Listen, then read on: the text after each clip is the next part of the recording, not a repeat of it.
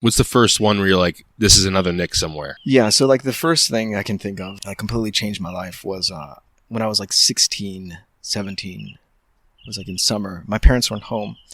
They were off to Las Vegas for my younger brother's basketball game. Or like he had a tournament. This was me alone, and I had like a fever. It was a low-grade fever. I was out of it. So I was taking a nap on the couch. I wake up. And I had the craziest dream, like a fever dream, like a very vivid dream. Yeah. And it was, I died.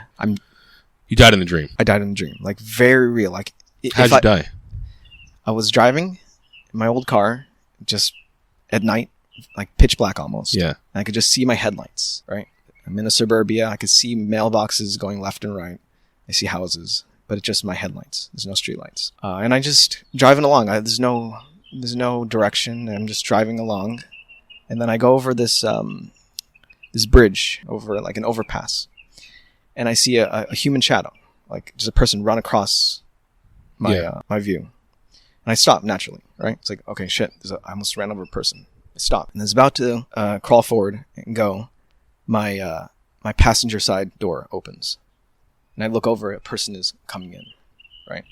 I'm freaking out, and then while I'm looking over to my right, the person coming into the passenger seat, my door opens. So there's two people. And I feel like a sharp pain in my ribs. And I was stabbed, like with and I just see this knife come out of my ribs. Oh. And then he cuts my seatbelt open, pulls me out, and I just die as I see my car just go. Damn. Yeah. Like carjacking. And I could feel, like I remember, it felt warm on my body, and I felt like cold blood like touch my cheek because I'm on my side. And then I just die. And then I wake up. And it was like a very powerful experience. Now, like, people have PTSD, right? Like, actual PTSD, like, actual go through situations where they, almost died. And this is kind of like, almost like a thought experiment. It's a dream. It's not real, but it felt real. It felt real.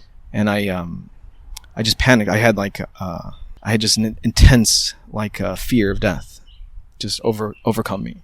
I never had that before. I never thought about life. I never thought about death until like that age, like what it really means. Yeah. Like the end of everything. And my mind just exploded after that.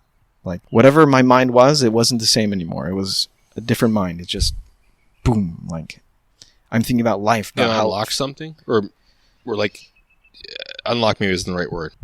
It made me hyper curious about everything. Okay. Because I had no curiosity before that. I was just living life, yeah. Like, I was in high school at the time, but I had no aim. I had no direction. I know completely jaded about I wasn't even jaded. It was just like, it was almost like you're just going one step at a time. Like you're looking you're not looking forward. You're not looking anything. You're just inference, right? This is school. This is friends. This is games. This is just whatever it is. And it's never like questioning, what the fuck is this life? What is life? What is like movement of my arms? What is like sight? What is the reality I'm in? Yeah. What is the container, my container? What is the world container? Like I'm thinking about all these things and just like my mind's firing all day. I'm like catatonic every morning. Like why do I even have to get out of bed? Because there's nothing there really in the end of the day. It just kind of, it's like a dance. Like, am I in really control of all this? And just, I couldn't get out of the catatonic state. It was like, people call it depersonalization, derealization. It's, you're detached from reality. Like you look at your own face in the mirror and you don't see yourself anymore. You see color, you see pixels. This dream triggered all this. A dream triggered all this. It was just completely like my brain, like, went off. And at the same time, it's like, hey, you got to go to college, right? Right. You got to choose a fucking major. And I'm like, I'm thinking about this shit. And I didn't know what it was. I didn't even know what the word philosophy was, right? I knew that it was like kind of like almost like an idiom, like, oh, that's my philosophy. Like it's kind of like, it's not a real thing, not a real study. And then I was talking to my one of my teachers about my thoughts about death and everything. And he gave me a book, The Denial of Death. And that's a great book if you should read it. Yeah. And I read it and it tapped into something that I felt. I was like, oh shit, philosophy is like what I want to do. And it's something that I want to do.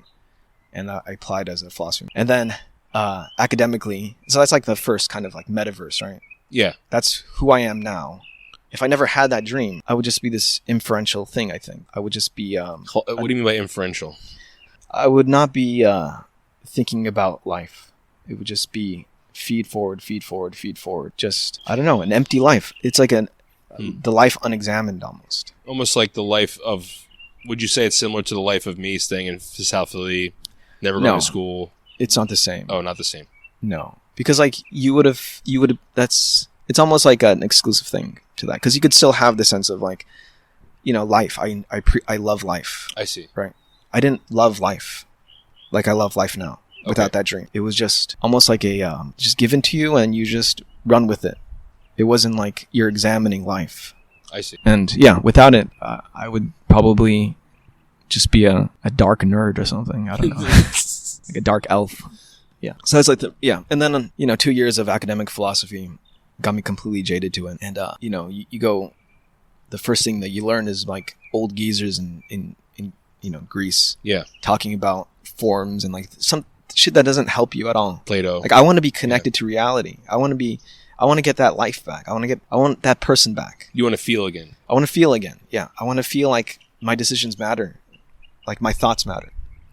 I didn't have any of that. And none of this philosophy was helping me. And it ended with the second year, kind of ended with me interested in like Wittgenstein. And that kind of summed it all up for me, I think. Effectively, he's like the super troll of philosophy. Yeah. The Tractatus is what I like.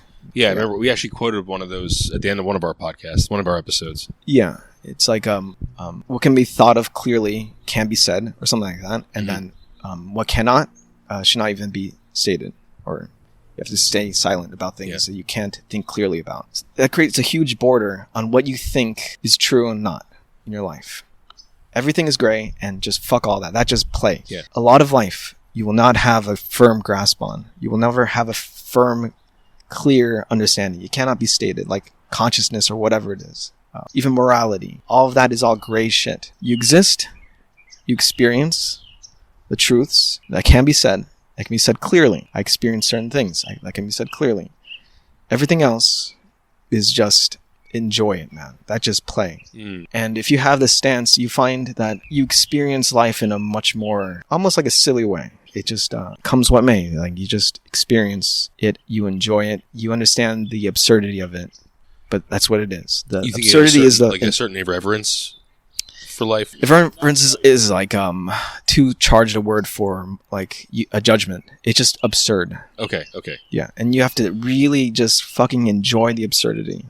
I think that's what it is in the end, because that's all you have: absurdity, and you have certain small truths that you can't really deduce much from. So enjoy what life is, just fucking craziness. Yeah.